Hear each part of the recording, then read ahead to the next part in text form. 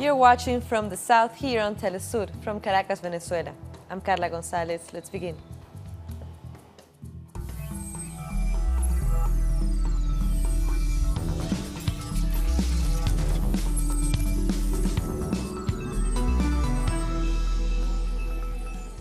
We start in Brazil, where military police has entered a landless workers' movement camp in the Chapada do Apodi region on Tuesday.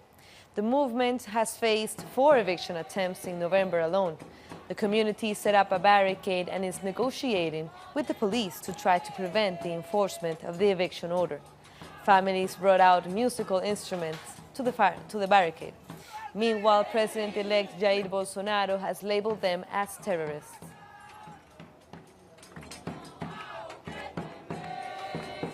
The greatest dangers for Brazil's indigenous communities come from agricultural business and mining companies. Let's take a look at the risks that they face. Continued attempts at appropriating indigenous land by foreign interests is the main reason for the increase in human rights violations against indigenous people in Brazil. Ours is a continuous fight for Guarani lands. Women and children are dying. We need to respect our roots and find a way to stop such aggression. The greatest dangers for indigenous communities come from agribusinesses, logging and mining companies. If President-elect Jair Bolsonaro keeps his campaign promises, indigenous land will see even greater reduction in size. This incoming government is threatening much more oppression for our people. They say they will take away our lands. This put us on high alert. We must protect our rights. We don't know what the price we'll have to pay, but we are resisting. Now, these communities face yet another problem. 90% of doctors who treated them are returning to Cuba after the president-elect made insulting comments about them. Our people were suffering before the Cuban doctors arrived. After they came, everything improved. But now we are back to where we were. We need the help they provide. When they leave, who is going to help the Guarani people?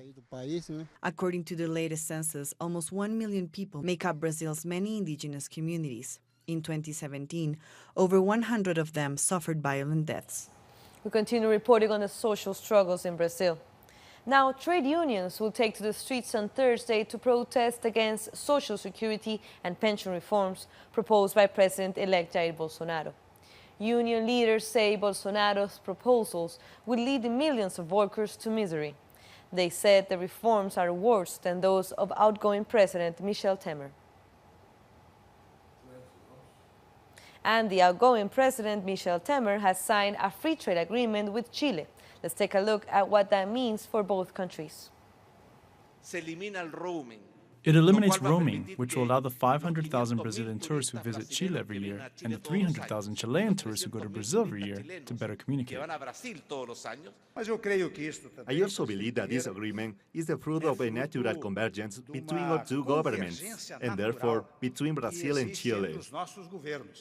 Now let's turn to Mexico, where the group of Central American migrants is now growing in Tijuana. A reported 3,500 migrants are currently staying in the border city, with the latest group arriving from Mexicali. Their numbers are starting to take a toll on shelters, which are nearing their limit, according to authorities.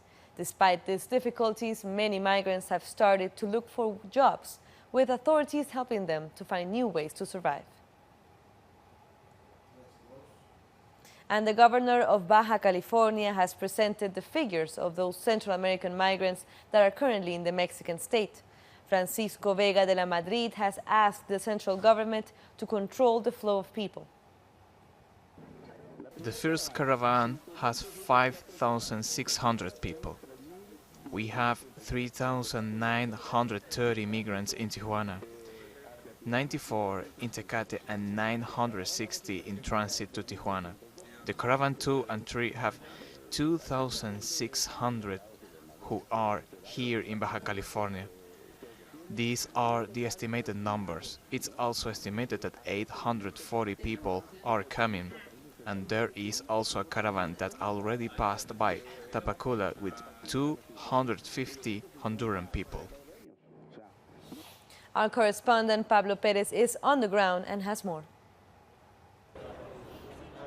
Migrants have started to fill out job applications. They're talking about their previous jobs and what they can do, as they face a long wait for their asylum requests in the US to be approved.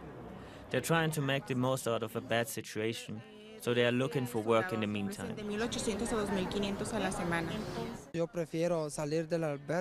I'd rather leave the shelter and find work. I have always worked. I am not a thief or anything like that. In addition to earning an income and lifting their self-esteem, finding work allows migrants the opportunity to break stereotypes and prove to their host country that they are good, hard-working people. We want to show everyone that we want to work, that we are good workers. There are work opportunities for them in Tijuana, a city of nearly 3 million people. This is a city of immigrants first of all. Our parents, our grandparents, everyone came here looking for a better life. We cannot close the door to anyone. Therefore, available jobs should be given equally to Mexicans and migrants. Some of the nearly 3,000 migrants living in the shelter at the Benito Juarez Sports Complex have found a job. They're grateful for every day they get to return to their families. It's such a relief to have work. I'm no longer hopeful somebody will give me food. I am earning my own food. Tijuana is not only known for being a major border city, but also for the work opportunities that can be found here. In this multicultural city, migrants who are part of the caravan are slowly integrating into everyday life. Part of our team following the migrant caravan. And Mexican police have continued their clampdown on the members of this migrant caravan. 3 migrants were arrested by police in Tijuana for minor offenses on Tuesday. Earlier this week, Tijuana authorities announced that they had arrested 34 members of the caravan for various misdemeanors. Coming up, we have more stories. Meanwhile, you can follow us. We're on Twitter at Telesur English and my personal account at Carla G. Telesur. So give us a follow. We'll be back.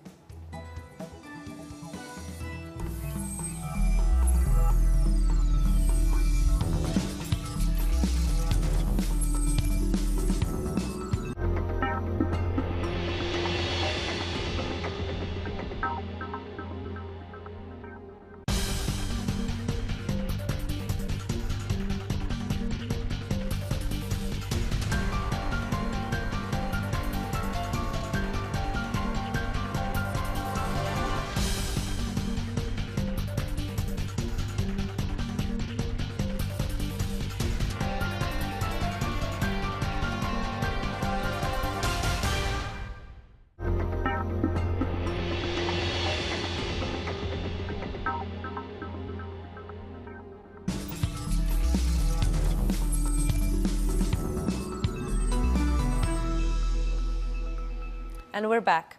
Uruguay's former president Julio Maria Sanguinetti believes that the asylum request of former Peruvian President Alan Garcia will have a negative impact on the relation with Peru.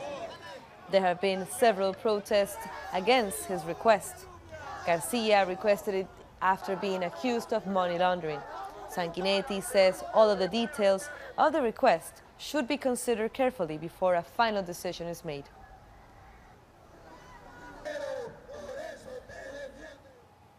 Let's hear from our correspondent, Jaime Herrera, who has more about this case. It's been 5 days since former President Alan Garcia took up residence in the Uruguayan ambassador's home in Lima. Garcia is waiting for a response from the Uruguayan government about his asylum claim. He's trying to avoid serving jail time for the corruption charges in the Odebrecht scandal. He reportedly received bribes from the Brazilian company to secure the contract to build Lima's subway system. Protests have been going since these accusations were made public, and more are planned for Wednesday. Over 100 trade unions and social organizations plan to gather outside the Uruguayan ambassador's home to demand that Garcia's asylum be rejected. They also want to ask the former president to keep his promise of facing justice. That was Jaime Herrera from Lima. Now to Bolivia. The Central Workers' Federation has endorsed the candidacy of President Evo Morales for next year. Morales thanked the union and the Confederation of Artists and Musicians of Bolivia for their support. He also said that with the help of anti-capitalist social movements, the movement for socialism can win the elections. Hemos entendido, hemos aprendido We've learned and understood that we are at the service of Bolivia. I thank your decision of supporting my candidacy in the next election. In Colombia, the National Liberation Army appointed as peace negotiator with the government to Nicolás Rodríguez Bautista, known as Commander Gabino. The Office of the High Commissioner for Peace said this decision was an exclusive faculty of the President Iván Duque. However, the ELN delegation reiterated that the organization is empowered to appoint members representing them. The head of the delegation is already in Havana, waiting for the dialogue process. And in this context, 4 people have been killed in the municipality of San Juan de Urubá in the Colombian department of Antioquia. The murders have taken place in a farm, and the victims, among them a minor, were attacked with a knife. Authorities have opened an investigation and do not leave out the possible intervention of a criminal group. Drug trafficking cartels are currently fighting for the control over this territory.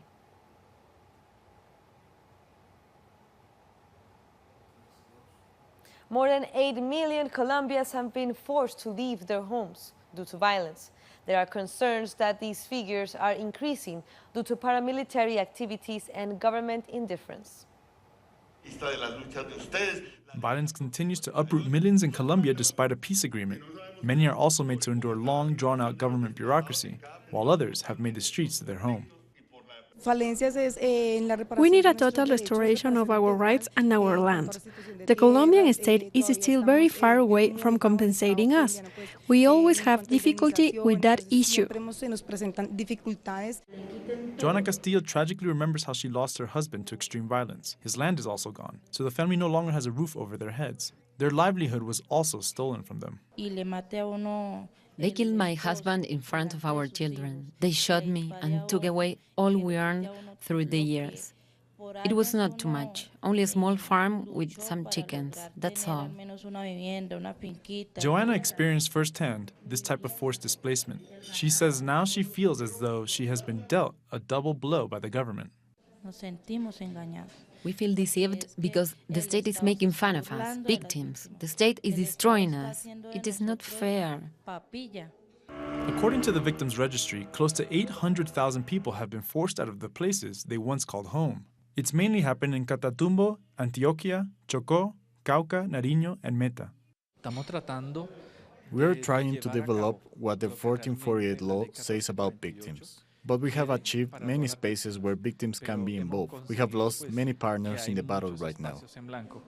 Victims demand that President Iván Duque and the government bring an end to displacement, which is endangering the lives of millions. Victims are also asking the authorities to guarantee that Colombians' rights are upheld. That's the struggle for peace in Colombia. Now to Venezuela. It has ratified its support to the peace process in Colombia. The Minister of Communications, Jorge Rodríguez, has recalled Venezuela's support during the peace talks between the Colombian government and the FARC that ended with the signing of a peace agreement. Venezuela is offering also to be a mediator for peace talks with other guerrilla groups. Rodríguez also rejected Iván Duque's continued criticism against the government of Venezuela. We as a republic will answer everything that comes from any imperial centers of powers that has been thought with the Venezuelan homeland. We have zero tolerance against aggressions, infamy and lying.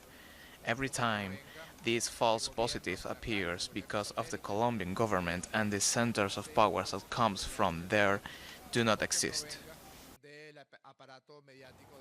In Argentina, on Wednesday, it marked the 3rd day of the Forum of Critical Thinking.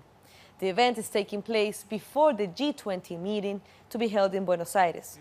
During this 4-day meeting, leaders of the region, including Dilma Rousseff, Cristina Fernández de Kirchner, and Pepe Mujica, discussed the left in the region and the threats to the social movements. During the forum, journalist Ignacio Ramonet talked about the influential role of media and social networks in the triumph of the right-wing politician Jair Bolsonaro in Brazil. In Brazil, there are about 120 million people who have WhatsApp, and you can send messages more than 20 people. WhatsApp does not allow more than 20.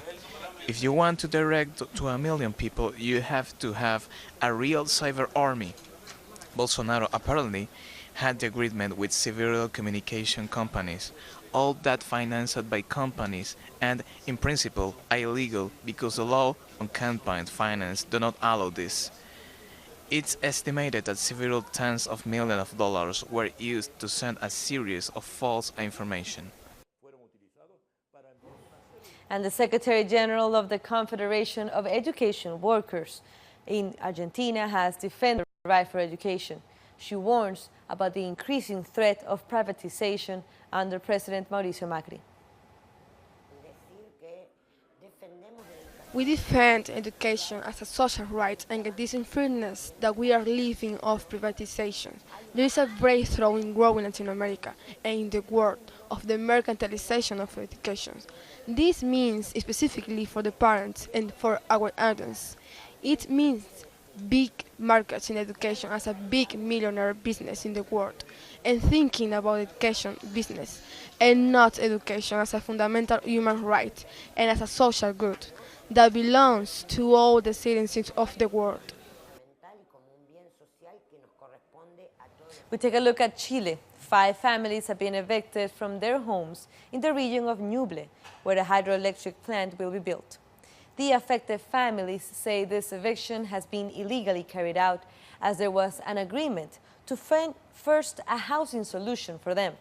At least 2 people have been arrested during the eviction. Residents in the area are denouncing harassment by authorities.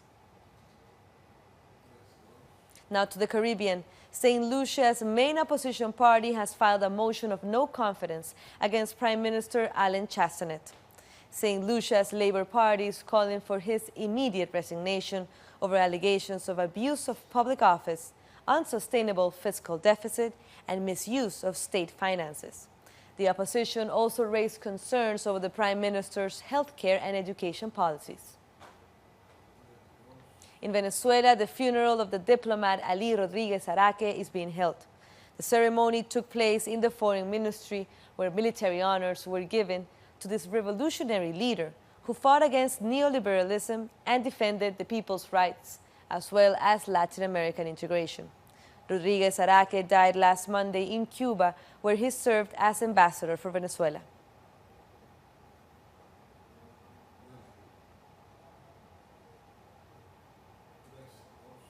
We're taking one last short break. Stay with us.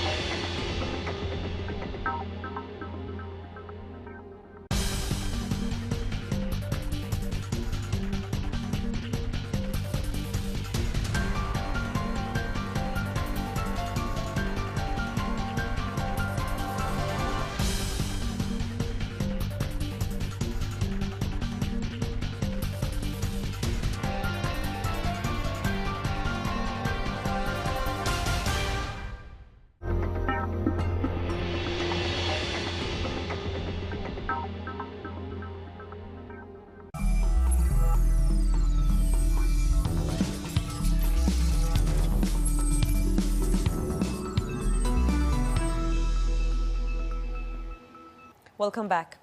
United Nations envoy for Yemen, Martin Griffiths, arrived this Wednesday to the country's capital to address peace negotiations. The visit seeks to establish a dialogue to end the war that has plunged the country into the worst humanitarian crisis in the world. The Yemeni government announced 2 days ago that it will attend the meeting, while the rebels have not yet confirmed their presence. Around 85,000 Yemeni children could have died from malnutrition and related diseases since the beginning of the civil war in 2015. This is an estimated number that has been released by the NGO Save the Children, which adds that about 30% of the cases are not treated, so they lead to the deaths of dozens of children. At least 14 million of Yemeni citizens are at risk of dying of hunger, 2 million children among them. When I made breakfast, I prayed that we can have lunch. And when I get lunch, I wonder what we have for dinner. I wonder what to prepare or cook. And when you go to sleep, you start to think, my God, what am I going to feed them tomorrow? The U.S. government has announced new sanctions against Russia and Iran. According to the White House, it's a measure against the supply of oil to the Syrian government. The Russian government, on its part, says this is another evidence that the United States does not want the establishment of peace in Syria. And Iran has also condemned these new sanctions. The Ministry of Foreign Affairs has insisted that these threats are useless and they are an excuse to try to blackmail the Iranian government. The joint opposition candidate in the Democratic Republic of Congo has launched his presidential campaign for the upcoming elections. After a 2-year delay, the country has started campaigning for the December polls. Martin Fayulu is among the frontrunners to replace outgoing President Joseph Kabila. Around 40 million people in the country are eligible to vote. The message is that there is a common candidate, and you see all the groups that make up the opposition are there. The joint candidate is here. I am the common candidate. I represent these groups. I am a spokesperson, a standard bearer for credible, transparent, peaceful elections and for ensuring prosperity in Congo. Palestinians have lost their stores inside a refugee camp in the hands of Israeli troops. Here's more on that and other world stories. Israeli forces have demolished dozens of Palestinian-owned shops in a refugee camp east of Jerusalem. Business owners were given a 12-hour notice to leave. They were reportedly targeted for not having a hard-to-get Israeli permit. A portrait of a young Charles Dickens, the well-known writer behind Oliver Twist and A Christmas Carol, has been found in South Africa, 150 years after it went missing. The miniature watercolor painting is valued at $280,000 and was painted in 1843 when Dickens was in his 30s. It was last on display at the Royal Academy of Arts in London in 1844, only to disappear afterwards. In 1886, it was reported as unaccounted for. How the portrait got to South Africa is unknown. It will be on display at the Philip Mould and Company Gallery until the end of January 2019. This lost face of such an important man in our literary culture suddenly returning from the dust of Africa, from the heat and the dust. And the first thought that we had was, this must never escape again. This is such an important, emotive face at such a critical time in his career. So we're working now with the Dickens Museum, who we hope will be able to raise sufficient funds to be able to buy it and repatriate it and put it back in the house where he lived.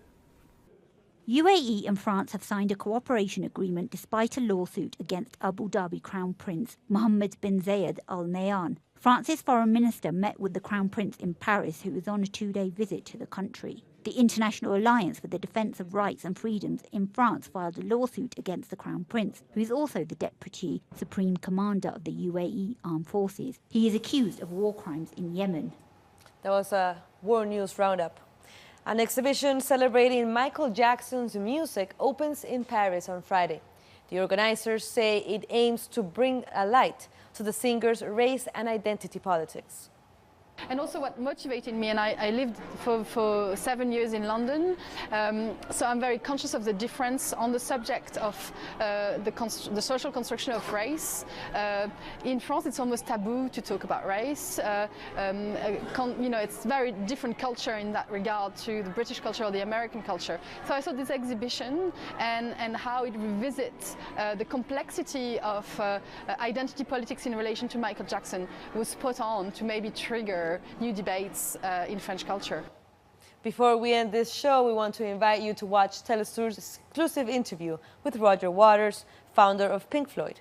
He visited indigenous communities in Ecuador to support their struggle against Chevron, Texaco, and its oil pollution in the Amazon region. Here's a preview of that interview. This story that we're looking at here in Ecuador of an American company coming in to focus on the bottom line for its shareholders, with no concern for the people or the politics or the needs or the development of the people who actually live there or who've lived there for the last few thousand years at all. That is the sad and sickening thing about the American empire, is that they've fucked up so many other places, and as did the British, I have to say, as do all colonial empires. They really screw things up. They don't help anybody to progress or go anywhere. They only hinder the potential the human race has to develop in a progressive way.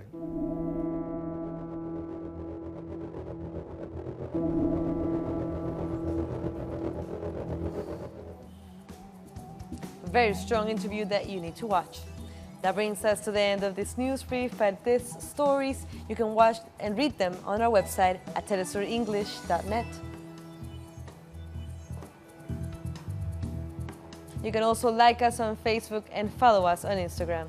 I'm Carla Gonzalez. Thank you for watching Telesur, connecting the Global South. Until next time.